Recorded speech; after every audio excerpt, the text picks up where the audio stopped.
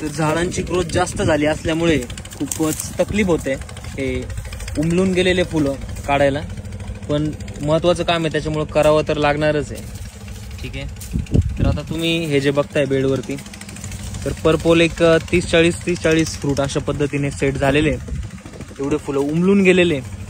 आणि फुल उमलल्यानंतर साधारणतः 3ऱ्या ते 4थ्या दिवसाच्या आसपास तुम्ही हे फ्रूटचं जे वेस्ट मटेरियल आहे ते काढून टाकायला पाहिजे. अशा पद्धतीने इथं आम्ही सध्या हे काढून घेतो.